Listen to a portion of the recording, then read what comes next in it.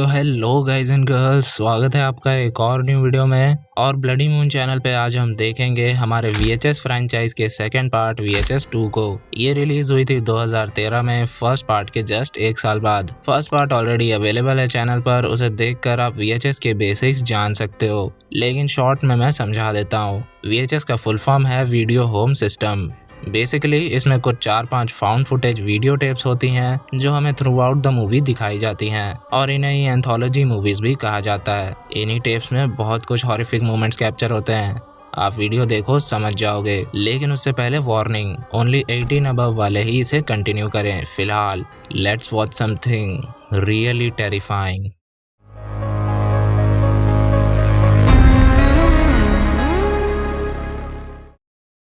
First tale का नाम है टेप 49, जिसके डायरेक्टर और राइटर हैं साइमन बैरेट। ये इस मूवी की फ्रेम नैरेटिव टेल है, मतलब इसी टेप के अंदर हम बाकी सारे टेल्स देखेंगे। इसमें है लैरी और उसकी गर्लफ्रेंड आयशा, और ये दोनों प्राइवेट इन्वेस्टिगेटर्स हैं। और आज रात का इनका काम इन्हें मिला है एक वुमन से, जिसके मुताबिक उसका बेटा काइल कई दिनों से घर से गायब है। अब ये दोनों काइल के घर जाएंगे और इन्वेस्टिगेट करके काइल की मॉम को सारी सिचुएशन बताएंगे। अब वहाँ पहुंचकर वो लोग खिड़की तोड़कर अंदर जा ही रहे थे कि तभी आयशा को घर के अंदर से कुछ आवाज आई, लेकिन लैरी को नहीं आई, तो उसने आयशा को समझाकर अंदर ले गया। पैसे भी तो चाहिए ना। अंदर उन्हें मिले 2-4 टीवीज जो कि ऑन थे, और एक लैपटॉप जिसकी रिकॉर्डिंग चालू थी। लैरी ने उसे एक कैमरा दिया और खुद चल दिया अपार्टमेंट को चेक करने। आयशा को लैपटॉप में कुछ टेल्स भी दिखे जो इसे तो नहीं पता, लेकिन हमें पता है कि ये हैं पिछले पार्ट के। उसमें उसे काइल की भी एक वीडियो दिखी जिसमें वो लेटेस्ट टेप्स दिखा रहा था जो ठीक वहीं पर पड़े थे।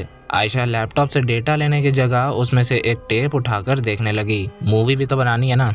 उस टेप के शुरू होने से पहले आयशा के पीछे हमें कोई दिखाई दिया, लेकिन तभी वो टेल शुरू हो गई।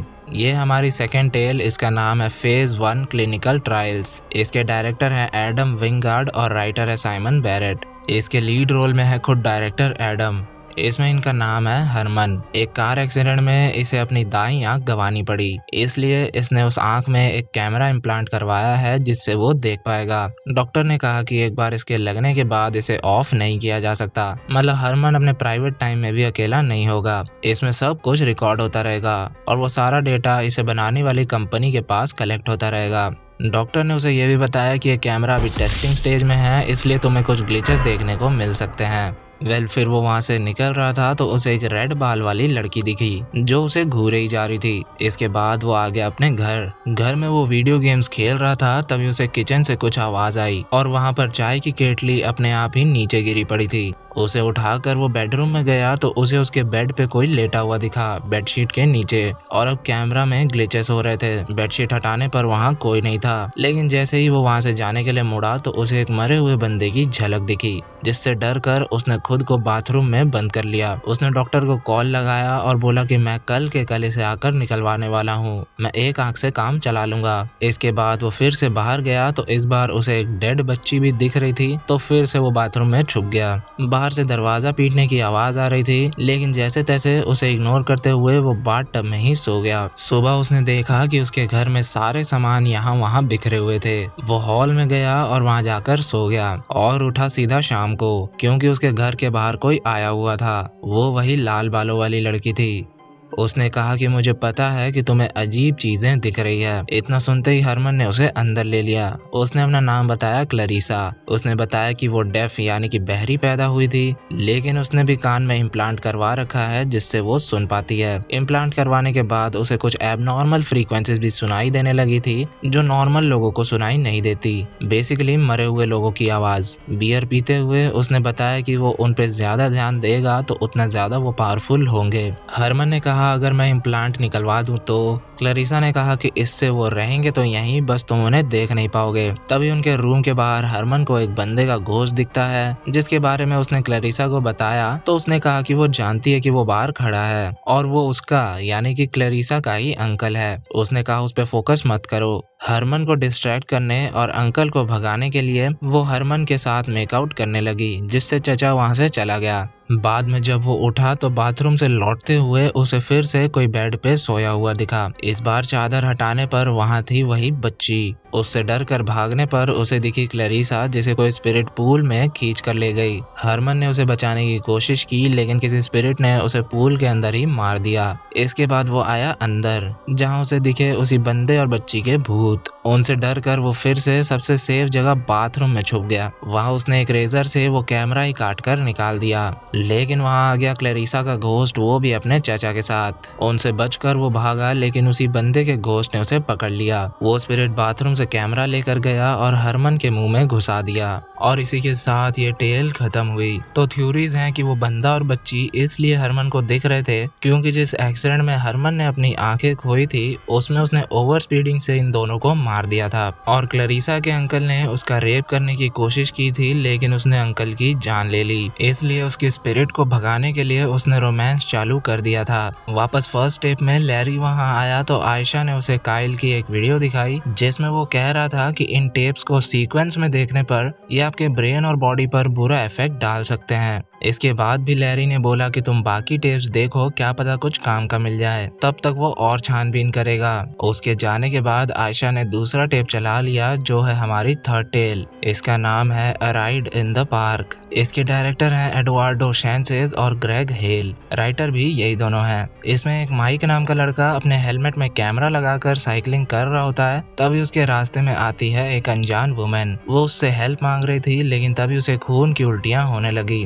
देखते ही देखते वो कुछ ही सेकंड्स में एक ज़ॉम्बी में बदल गई और उसने माइक को भी काट लिया, लेकिन माइक जैसे तैसे उसे मार देता है। आवाज सुनकर वहां पहुंच चुके थे और भी ज़ॉम्बीज, जिन्होंने उस लेडी को काटा होगा। उनसे बचकर माइक भागने लगा। भागते भागते उसे भी खून की उल्टी हुई और वो कुछ और आगे जाकर पड़ गया। तभी वहां आए दो और बाइकर और उन्होंने माइक को देख लिया। उन्होंने जल्दी से 911 पे फोन करके सारा मामला बताया ही था कि माइक ने उठकर दोनों को एक एक करके काट लिया। उसमें से वो दूसरी लड़की तो भाग गई, लेकिन माइक दूसरे बाइकर के पास गया और उसे खाने लगा। कुछ मिनटों में वहां वो दूसरी बाइकर भी आ गई और उसने माइक को ज्वाइन कर लिया। फिर जिसे वो खा रहे थे वो भी उठ गया। उसने पहले दोनों को देखा और फिर वहां से तीनों किसी आवाज को फॉलो करते हुए चलने लगे। वो आवाज थी एक बर्थडे पार्टी की। वहां घुसकर उन्होंने बर्थडे पार्टी मैसेकर मचा दिया। माइक कुछ बच्चियों पे हमला करता है जो कार में लॉक्ड थी। उसे शीशे में खुद का रिफ्लेक्शन दिखा, जिसे वो कुछ देर तक देखता रहा। ऐसा लग रहा था जैसे वो कॉन्शियस हो रहा है। उसे वहाँ एक टेडी मिला, लेकिन तभी कोई उस पर गाड़ी चढ़ाकर चल दिया। इन्हीं सब के बीच उसने अपनी गर्लफ्रेंड एमी को पॉकेट डायल कर दिया था, मतलब गलती से पॉकेट में पड़े पड़े फोन लग गया था। एमी की आवाज सुनकर उसने थोड़ी सी होश संभाली और एक शॉटगन से खुद को उड़ा लिया, क्योंकि वो जान गया था कि अब वो क्या बन चुका है। खैर थर्ड टेल में इतना ही था। फिर से फर्स्ट स्टेप में लैरी वापस आयशा के पास आया तो देखा कि उसके नाक से खून निकल रही थी। आयशा काइंड ऑफ होश में नहीं थी। उसे लैरी ने हिलाया और बोला कि तुम्हारा नोज ब्लीड कर रहा है। आयशा के मुताबिक ऐसा हो रहा था उसके माइग्रेन प्रॉब्लम से, और वो अपनी दवाइयां भी साथ नहीं लाई थी। उसने लैरी से कहा कि तुम मेरे लिए दवाई ले आओ, तब तक मैं यहीं रहती हूँ। लैरी के जाने के बाद हम देख पाए कि वहाँ कोई तो है जो आयशा को देख रहा था। वह आयशा उस पर ध्यान नहीं देती और अगला टेप चला देती है, जो है फोर्थ टेल। इसका नाम है सेफ हेवन। इस टेल को इस पूरी VHS फ्रेंचाइज की सबसे हॉरिफाइंग टेल मानी जाती है। इसके डायरेक्टर और राइटर दोनों हैं गैरेथ एवंस और टीमो टांटो। इसमें एक न्यूज क्रू को एक इंडोनेशियन कल्ट ने इनवाइट किया है अपने आइसोलेटेड कंपाउंड में, जहां ये लोग उन्हें एक्सपोज करने के मकसद से जा रहे हैं। इसमें है मलिक, उसकी गर्लफ्रेंड लीना, एडम और कैमरामैन जोनी। अब उनके मिस्टीरियस एक्टिविटीज को डॉक्यूमेंट करने और उनके बारे में जानने के लिए वो लोग जगह पर पहुंच गए और वहां उन्हें मिली कल्ट के लीडर की वाइफ और उसकी बेटी लिडिया। लिडिया ने लीना को अंदर जाने से पहले एक लॉकेट पहनाई जो क्रॉस जैसी तो थी, लेकिन क्रॉस नहीं थी। अंदर जाने पर दीवारों पर वैसे ही साइन बड़े आकार में लगे हुए थे, इसलिए लीना ने वो लॉकेट खोल दिया। वहाँ पर काफी सारी बच्चियां और बहुत से कल्ट के फॉलोअर्स भी मौजूद थे। कल्ट लीडर का इंटरव्यू शुरू करते ही लीना को उल्टी सी आने लगी, तो वो वहाँ से चली गई। कुछ देर बाद एडम ने कहा कि उसे लीना को देखने जाना होगा, तो वो भी इंटरव्यू छोड़कर चला गया। इसके कुछ देर बाद लीना लड़कियों के क्लास में पहुंची, तो वहाँ आ गई कल्ट लीडर की वाइफ और लिडिया। लीडर की वाइफ ने ना जाने क्या क्या लीना से कहा, लेकिन तभी वहाँ आया एडम और वो उसे अपने साथ ले गया। यहाँ इंटरव्यू में जोनी ने बताया कि कैमरा की बैटरी खत्म हो चुकी है, तो नई बैटरी लेने मलिक को जाना पड़ा। और एक चीज बता दूं कि सबके कपड़ों में हिडन कैमरास लगे हुए हैं ताकि उनका पॉइंट ऑफ व्यू भी रिकॉर्ड हो सके। वेल वो बैटरी लेने पहुंचा तो बॉडी कैम वाले फुटेज में उसे दिखी लीना और ये था एडम का पॉइंट ऑफ व्यू। वो एडम को बताती है कि वो प्रेग्नेंट है और बच्चा है एडम का। ये बात मलिक ने हेडफोन्स लगाकर सुन ली। अब एडम ये जानकर बड़ा परेशान और गुस्सा हुआ और उसने लीना से अबॉर्शन कराने को कहा, लेकिन लीना ऐसा नहीं करवाने वाली। इस बात को लेकर उनके बीच बहस हुई, जिससे एडम गुस्से में उसे छोड़कर वहां से चल दिया। मलिक ने सब कुछ सुन लिया था। तभी एक रिंग बजती है और कल्ट का लीडर माइक में कुछ अनाउंस करने लगता है। एडम को एक सीक्रेट रूम में एक डेड लेडी दिखती है, जिसे देखकर लग रहा था कि इसके डिलीवरी के टाइम इसका मिसकैरेज हो गया था, जिससे बच्चा और माँ दोनों मर गए। उसे देखकर वो डरकर भागता है। वहीं लीडर अनाउंस करते हुए अपनी शर्ट खोलता है और एक कटर नाइफ से जोनी का गला काटकर उसे मार देता है। लीना को नर्स जैसी दिखने वाली कुछ लेडीज उठाकर ले जाती हैं। मलिक अंदर आता है और उसके सामने ही कल्ट के फॉलोअर्स ने मास सुसाइड कर लिया। फिर कुछ फॉलोअर्स ने मलिक को दबोच लिया। इतने में एडम वहां आया और मलिक ने उसे वहां से जाने को कहा। एडम ने मलिक से सॉरी कहा और फॉलोअर ने उसे शॉटगन से उड़ा दिया। इसके बाद उसने खुद को एडम के सामने ही मार लिया।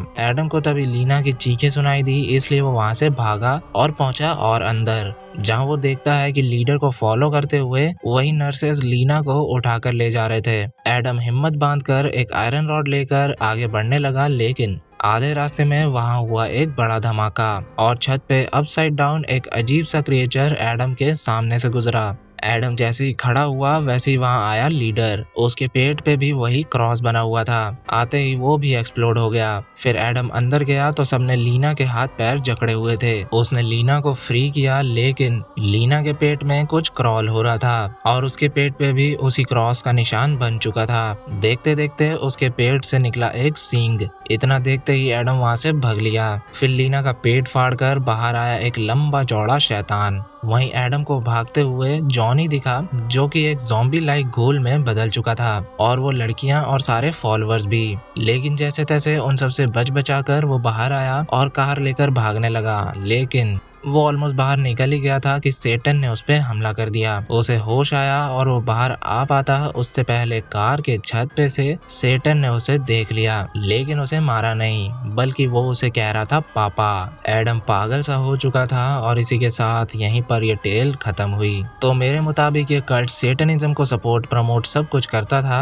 और लीडर ने कई बार कोशिश करी होगी सेटन को धरती पर लाने की। जैसा कि एडम ने एक मरी हुई लेडी को देखा था, तो हो सकता है उसके साथ भी एक्सपेरिमेंट्स हुए हों जिनका रिजल्ट ये निकला हो। लीना प्रेग्नेंट थी, इसलिए उसे सारी नर्स उठाकर ले जाने लगी रिचुअल के लिए, और हो सकता है उस रिचुअल से पैदा होने वाले बच्चे की जगह ले ले सेटन। खैर, आप अपने थ्योरीज बता सकते हो नीचे। वापस फर्स्ट टेल में लैरी दवाई लेकर लौटता है और देखता है कि आयशा तो मर चुकी, लेकिन वहाँ एक टेप पर उसने अपनी लिपस्टिक से लिखा था वॉच। लैरी उसे प्ले कर देता है और ये है 5th और आखिरी टेल, जिसका नाम है स्लम्बर पार्टी एलियन अबडक्शन। इसके डायरेक्टर हैं जेसन आइजनर और राइटर हैं जॉन डेविस। इसमें है 2 भाई रैंडी और गैरी और उनकी बहन जेन। उनके मॉम डैड उन्हें उनके लेक साइड हाउस में छोड़कर जा रहे हैं और उनके लौटने तक अब ये मजे करेंगे अपने फ्रेंड्स को बुलाकर। उन्होंने अपने डॉग टैंक पे एक कैमरा माउंट कर दिया है, जिससे काफी सारी फुटेजेस रिकॉर्ड होंगी टैंक के पॉइंट ऑफ व्यू से। खैर, वो सब लेक में मस्ती कर ही रहे थे कि लेक में उन्हें एक एलियन दिखाई दिया, लेकिन उन्होंने उसे नोटिस नहीं किया। इस टेप के शुरू में ये दोनों भाई एलियंस की पैरोडी कर रहे थे। लगता है एलियंस को पसंद नहीं आई। रात को वो सब अपने अपने स्लीपिंग बैग्स में सोए हुए थे, तब उन्हें घर के बाहर से बहुत तेज आवाजें आई और अब उन ग्रे एलियंस ने उन पे हमला कर दिया। स्लीपिंग बैग्स के साथ घसीटते हुए एलियंस उन्हें ले गए लेक में डुबाने, लेकिन जैसे तैसे गैरी, रैंडी, जैन और उनका डॉग टैंक बच गए और छुपने के लिए भागे जंगल की तरफ। तभी उन्हें पुलिस की गाड़ी की आवाज आई और वहां जाने पर पता चला कि ये तो एलियंस का ही प्लान था। एलियंस ने रैंडी को भी लपेट लिया। जेन गैरी और टैंक के साथ एक बार में पहुंची, लेकिन कोई फायदा नहीं हुआ। एलियंस वहां भी आ गए और जेन को ले गए, लेकिन गैरी टैंक के साथ जैसे तैसे सीढ़ी चढ़कर ऊपर आ गया था। पर अफसोस, वहां भी एलियंस पहुंच गए और उनके स्पेसशिप के बीम ने गैरी को ऊपर खींच लिया। इससे टैंक उसके हाथ से छूट गया और नीचे गिरकर टेल के साथ खत्म हो गया। और कर लो पैरोडी। अब लैरी ने वो टेप देखकर खत्म किया ही था कि उसके सामने अपने आप काइल की एक वीडियो चलने लगी जिसमें उसने बताया कि वो भी कुछ एक्सपेरिमेंट्स करना चाहता है और वो भी खुद का टेप बनाना चाहता है और उसमें उसकी मॉम की भी रजामंदी है, मतलब उसकी मॉम भी उसके साथ इन चीजों में मिली हुई है। आगे बताता हूँ किन चीजों में। खैर इतने में काइल ने खुद को कैमरा के सामने शूट कर लिया, लेकिन इससे वो मरा नहीं, बस उसका जबड़ा छितर गया। तभी वो वहां से भाग गया क्योंकि वहां आ गए थे ये दोनों। जी हाँ, उनके आने की आवाज से ये यहाँ से भागा, जिससे ये लैंप गिरी और इसी की आवाज आयशा ने अंदर आने से पहले सुनी थी। अंदर आने के बाद लैरी को दीवार पर खून के निशान भी दिखे थे, इसलिए वो बार बार अपार्टमेंट को चेक करने जा रहा था और जो बार बार बीच में लर्क कर रहा था वो भी काइल ही था। खैर वहीं अचानक लैरी के सामने ही आयशा जिंदा हो गई और उसने लैरी पे अंध हमला कर दिया। उससे बचकर वो क्लोजेट में छुप गया। जहाँ आयशा आई तो लैरी ने उसे ठोक दिया, लेकिन उसकी मौत ठीक उसके साथ बैठा था। उस क्लोजेट में छुपा बैठा था काइल, जिसने लैरी पे हमला करके उसे मार दिया और उसके कैमरे में थम्स अप किया, जिसके साथ मूवी होती है खत्म। तो काइल और उसकी मॉम खुद का टेप बनाना चाहते थे और ये भी जानना चाहते थे कि इन टेप्स को सही सीक्वेंस में देखने से व्यूअर्स के साथ कुछ गलत होता है क्या, जो कि हुआ भी। आयशा ने तो खुद की जान ले ली और इसलिए उसने लास्ट में थम्स अप किया क्योंकि उनका टेप भी बन गया और उनका एक्सपेरिमेंट भी सक्सेसफुल रहा। उसकी मॉम ने इन्हें अपने टेप के लिए ही हायर किया हुआ था। खैर गाइज एंड गर्ल्स, ये था VHS 2 का ब्रेक डाउन। मुझे उम्मीद है आपको पसंद आया होगा और ऐसी और बेहतरीन मूवीज का एक्सप्लेनेशन देखने के लिए सब्सक्राइब कर लेना। अपना अगला टारगेट है 500 सब्सक्राइब का, तो दबा दो सब्सक्राइब बटन। बाकी आपका हॉरर होस्ट एंड घोस्ट आपसे मिलेगा किसी न्यू वीडियो में, तब तक के लिए पापा।